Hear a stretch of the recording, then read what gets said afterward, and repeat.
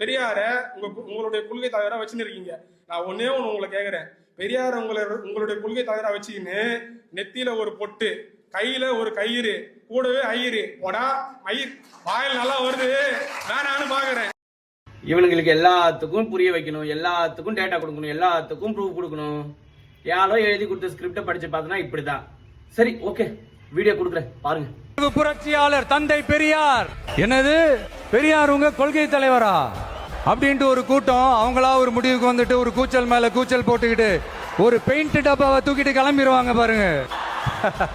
இந்த பெயிண்ட் டப்பா பிசினஸுக்கு நான் அப்புறம் வரேன். ஆமா, பெரியார் எங்க கொள்கை தலைவர்.